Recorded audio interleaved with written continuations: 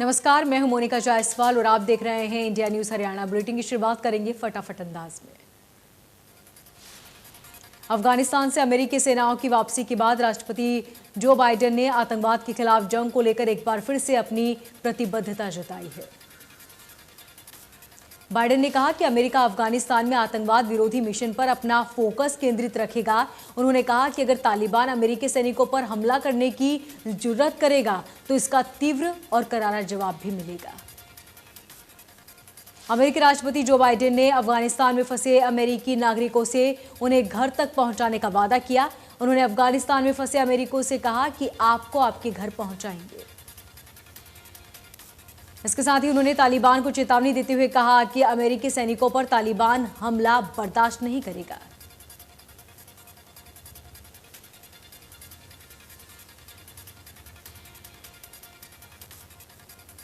कांग्रेस के अंतरिम अध्यक्ष सोनिया गांधी ने शुक्रवार को विपक्षी दलों के नेताओं के साथ वर्चुअल तरीके से बैठक की। कांग्रेस समेत 19 दलों की बैठक में कई मुद्दों पर सहमति बनी और विपक्ष ने सरकार के सामने 11 सूत्री मांगे रखी। विपक्ष ने सरकार से कोरोना से मरने वालों के परिजनों को मुआवजा देने, गरीब परिवारों को 7,500 रुपए प्रति महीने, पेट्रोल डीजल के दामों में कमी करने जैसी मांगे रखी। वर्चुअल बैठक में विपक्ष ने साल 2024 की लड़ाई एकजुट होकर लड़ने का फैसला लिया। सोनिया गांधी ने दलों से लोकसभा चुनाव के लिए एकजुट होने की बात कही। कांग्रेस के अलावा इस बैठक में टीएमसी, एनसीपी, डीएमके, शिवसेना समेत आरजेडी, एआईयूडीएफ आदि नेताओं ने हिस्सा लिया था।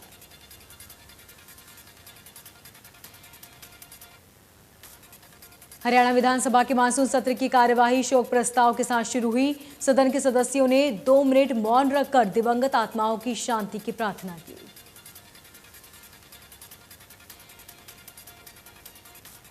विधानसभा में प्रश्नकाल के दौरान विपक्ष ने ऑक्सीजन की कमी का मुद्दा उठाया।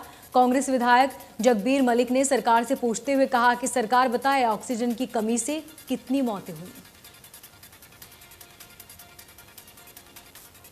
विधानसभा में कांग्रेस विधायक रघुवीर किसान आंदोलन का मुद्दा उठाते हुए कहा कि कोरोना की आड़ में सरकार कानून लेकर आई है, देश के अन्नदाताओं के साथ धोखा हुआ है। हरियाणा सरकार ने पंजाबी फिल्म शूटर के प्रदर्शन पर अगले आदेश तक तत्काल प्रभाव से रोक लगा दी। इस दौरान फिल्म को राज्य में अप्रमाणित माना गया। राष्ट्रीय राजधानी दिल्ली में बारिश ने मौसम का मिजाज बदला। एक तरह जहां दिल्ली के लोगों को उमस से राहत मिली तो वहीं दूसरी तरफ जलभराव की वजह से कई इलाकों में लोगों को परेशानी हुई।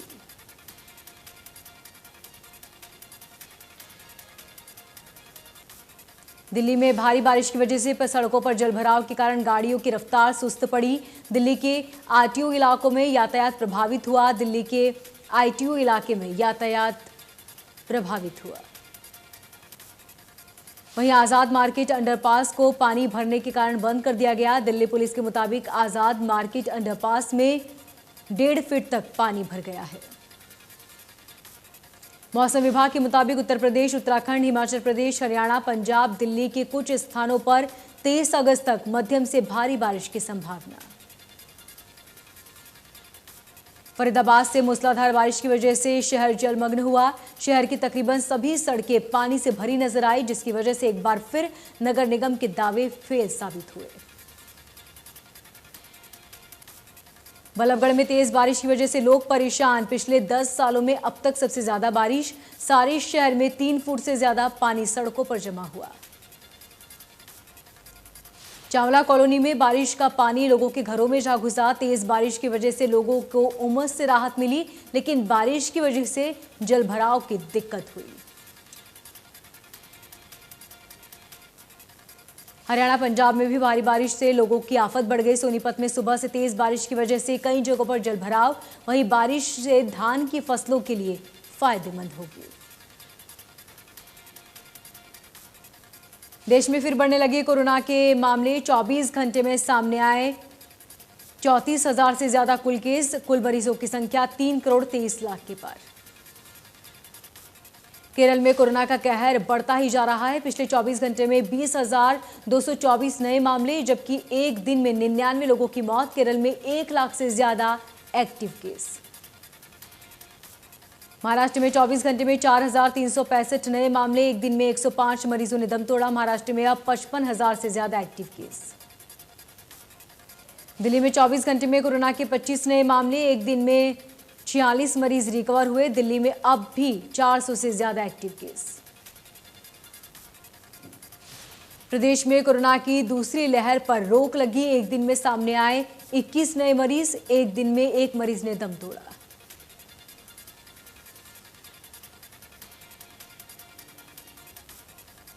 तो शाम के गांव डाडम में अवैध खनन की शिकायत पर जांच करने पहुंची टीम पर सब कमेटी गठित कर सदस्यों ने मौके पर तकरीबन 4 घंटे तक बारीकी से निरीक्षण किया। टीम के सदस्यों से ग्रामीणों ने पहाड़ ठेकेदार और खनन कंपनी के खिलाफ शिकायत की, जिसे सुनने के बाद टीम ने संबंधित विभाग के अधिकारियों को मौके पर बुलाया और खनन से जुटी रिपोर्ट ली। 1 सप्ताह के अंदर निर्देश देने को कहा। गांव डाडम के पहाड़ में चल रहे अवैध कार्य को लेकर पिछले काफी दिनों से ग्रामीणों और पहाड़ के आसपास के पहाड़ी इलाकों के लोगों ने विवाद चल रहा था, जिसे लेकर गांव वाले काफी बार शिकायत भी कर चुके हैं। ग्रामीणों ने प्रशासनिक अधिकारियों और पहाड़ ठेकेदार की मिलीभगत का आरोप लगाया। इसी कड़ी में एक व्यक्ति ने पहाड़ में हो रहे अवैध खनन की शिकायत दी, जिसे देखने के लिए टीम वहां पहुंची थी। इंद्री के बीबीपुर जाटन गांव में उस वक्त ग्रामीणों ने हंगामा कर दिया जब बिजली विभाग के एसडीओ के नेतृत्व में विभाग की टीम गांव में पहुंची और पुराने मीटर निकालकर नए मीटर लगाने जा रहे थे। विभाग की टीम ने गांव में खंभों पर लगे 5 मीटर उतार दिए। अधिकारी उन मीटर को जांच के लिए लैब में भेजने की बात करने लगे, लेकिन ग्रामीणों ने इसका जमकर विरोध किया। सूचना मिलने पर एसएचओ पुलिस बल के साथ गांव पहुंचे। विभाग के एसडीओ को भी दोबारा ग्रामीणों के बीच आना पड़ा। लंबी बातचीत के बाद विभाग की टीम ने उतारे गए बिजली के मीटर दोबारा खंभे पर लगा दिए। ग्रामीणों का कहना है कि वो बिजली के बिल सही समय पर भर रहे हैं, कोई भी बिल पेंडिंग नहीं है। बिजली के मीटर भी सही चल रहे हैं, लेकिन बेवजह मीटरों को क्यों उतारा जा रहा है। ग्रामीणों ने मीटर से ले जाने की विरोध किया और मीटर नहीं ले जाने की मांग पर अड़े रहे। ग्रामीणों ने कर्मचारियों से आग्रह किया कि बिना वजह मीटर नहीं लेकर जाएं और उतारे गए मीटर दोबारा लगाएं। पंचकुला यमुनानगर हाईवे के किनारे गांव में 25 फुट की गहराई से सीवरेज लाइन का काम करते हुए 3 मजदूर मिट्टी के नीचे दब गए। मजदूर यहां जमीन में 25 फुट की गहराई के अंदर स्लैब डालने की कोशिश कर रहे थे। काम के दौरान कुछ एरिया ऐसा था जबकि कुछ जगहों पर अभी लेटर डाला जाना है। इसी दौरान 25 फुट की गहराई में अचानक से कुछ कंस्ट्रक्शन गिर गया और मिट्टी खसक गई, जिसके चलते 3 मजदूर दब गए, जिनमें से 1 की मौत हो गई जबकि 2 की हालत गंभीर है। बहादुरगढ़ में गांव के पूर्व सरपंच की निर्मम हत्या कर दी गई, जहां नून मांजरा गांव के पूर्व सरपंच पर अज्ञात हमलावरों ने करीब 40 गोलियां चलाकर हत्या की वारदात को अंजाम दिया। सरपंच किसी काम से मांजरा दाबोदा रोड पर गए हुए थे। वहीं एक पेट्रोल पंप के पास अज्ञात हमलावरों ने उस पर हमला बोल दिया और एक के बाद एक 40 राउंड गोलियां दागी। वारदात को अंजाम देकर आरोपी मौके से फरार हो गए। घटना की सूचना मिलते ही पुलिस मौके पर पहुंची और जांच शुरू की।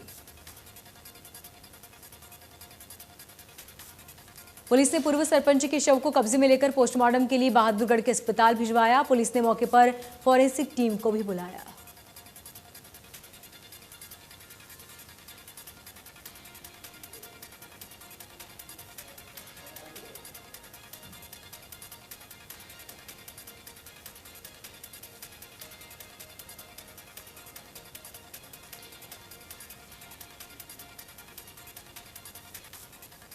गुरुग्राम के सेक्टर 14 में होटल में महिला की हत्या कर दी गई। वहीं वारदात को अंजाम देने वाले आरोपी मौके से फरार हो गए।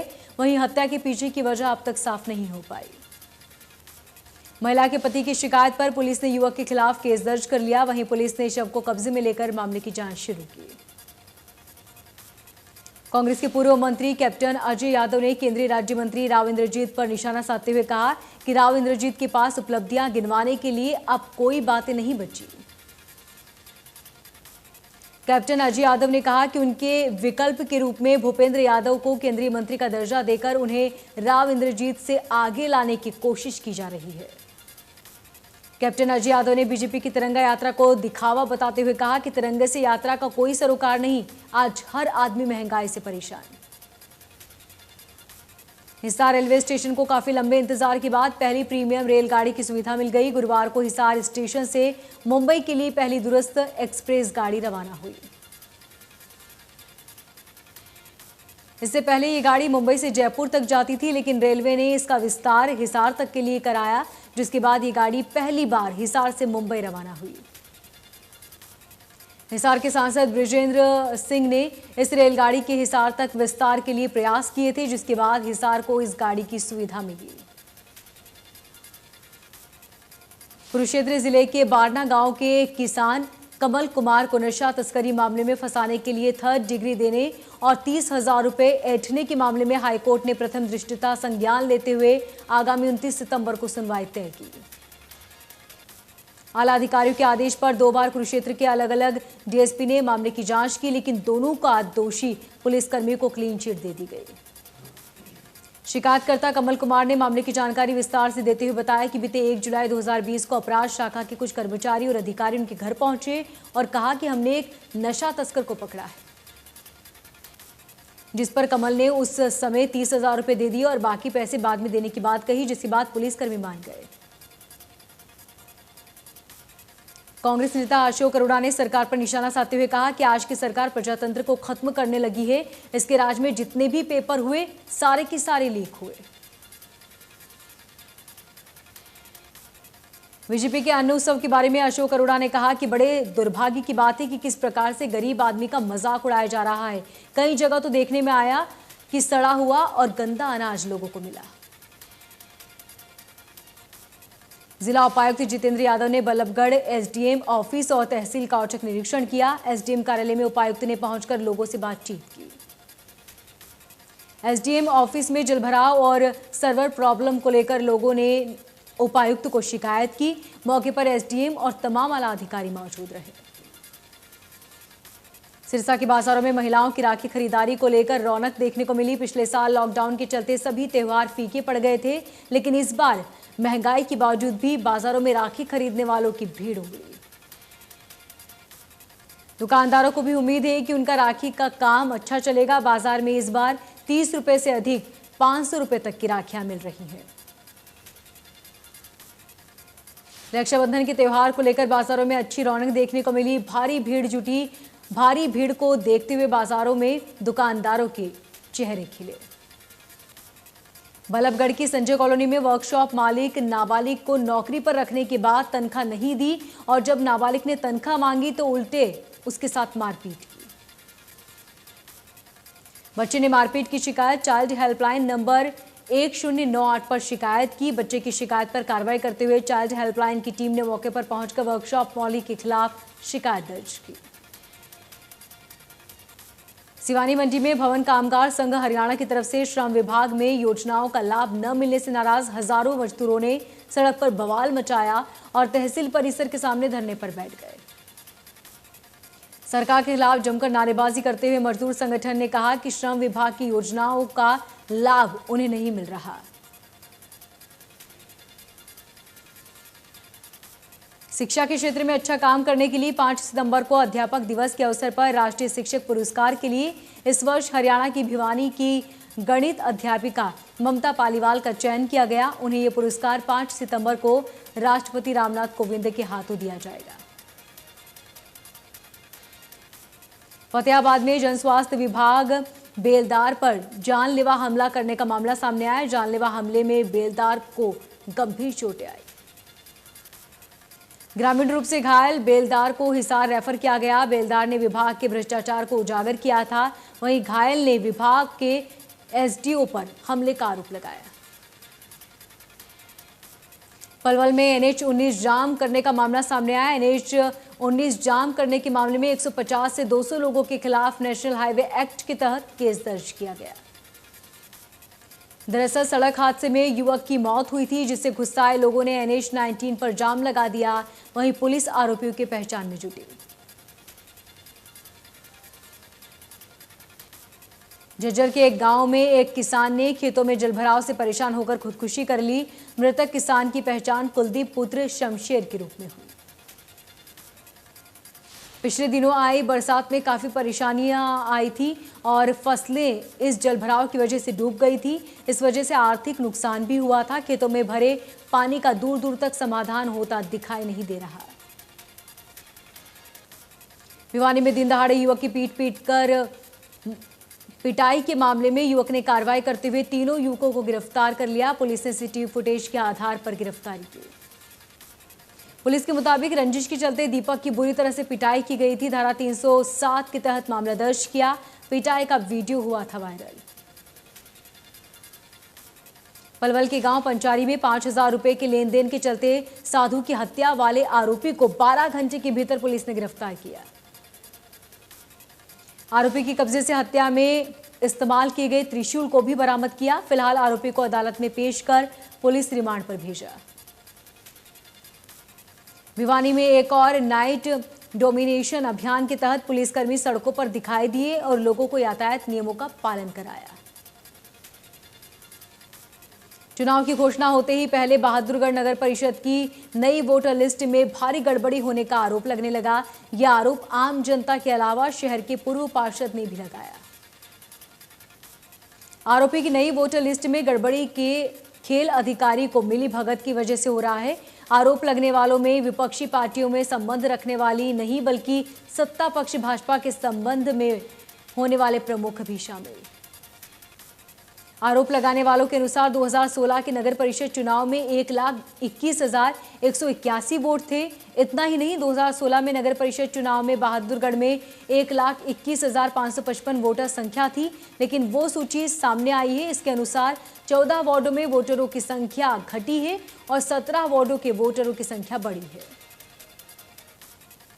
अंबाला नगर निगम की बड़ी कार्रवाई देखने को मिली। अंबाला दिल्ली नेशनल हाईवे पर बड़े जग्गी सिटी सेंटर पर दूसरे दिन भी निगम का पीला पंजा चला, जिसमें जग्गी सिटी सेंटर द्वारा किए गए अवैध अतिक्रमण को हटाया गया। दुकानदारों ने निगम की कार्रवाई को पूरी तरह से गलत करार दिया और कहा कि यह प्रशासन की धक्केशाही। जेबीटी की परीक्षा में भिवानी स्थित परीक्षा केंद्र पर भावी अध्यापक इलेक्ट्रॉनिक डिवाइस के साथ दबोचा। वार्ड अध्यक्ष डॉक्टर जगबीर सिंह के उड़न दस्ते ने कार्रवाई की।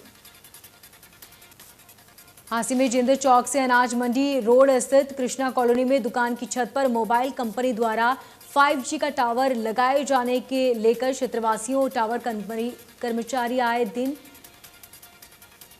जिसको लेकर विरोध हुआ। साइबर क्राइम पुलिस ने एक ऐसे शाती ठग को गिरफ्तार किया जो पिछले 2 सालों से फरार चल रहा था। इस ठग पर पुलिस ने 5 लाख रुपए का इनाम घोषित किया था। पुलिस की माने तो आरोपी प्रवीण मित्तल बैंक में ही कार्य करता था। बैंक में कार्य के दौरान वो खाता धारकों की जानकारी जुटाने के बाद ऑनलाइन ट्रांजैक्शन कर खातों से रुपये उड़ा लिया करता था।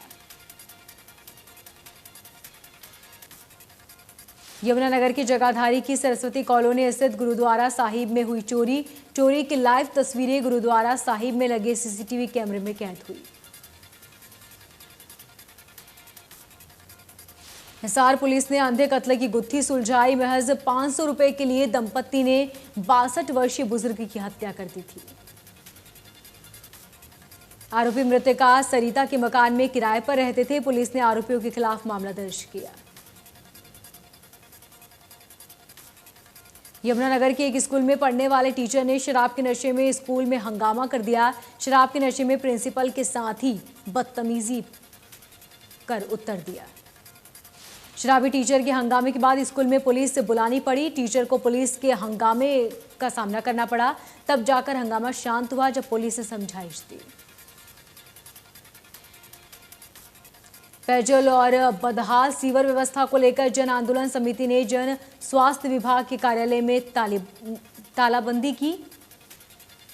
जन आंदोलन समिति के प्रदर्शन को देखते हुए प्रशासन ने भारी पुलिस बल तैनात किया। प्रदर्शन कर रहे लोगों ने कहा कि जल्द ही समस्या का समाधान नहीं हुआ तो जन आंदोलन समिति बड़ा आंदोलन करने पर मजबूर होगी, जिसकी जिम्मेदार सरकार और प्रशासन होगा। जम्मू कश्मीर के पुलवामा जिले में त्राल के सुरक्षा बलों ने आतंकियों से मुठभेड़ में जैश-ए-मोहम्मद के 3 आतंकियों को मार गिराया। आतंकवादियों की मौजूदगी की सूचना मिलने के बाद पुलिस सुरक्षा कर्मियों ने दक्षिण कश्मीर जिले के त्राल में जंगल की ऊंचाई वाले इलाके में घेराबंदी और तलाशी अभियान चलाया। इससे पहले 31 जुलाई को सुबह सुरक्षा बलों ने पुलवामा जिले के एनकाउंटर के दौरान 2 आतंकियों को मार गिराया था। आर्मी और पुलिस को बड़ी सफलता हाथ लगी है।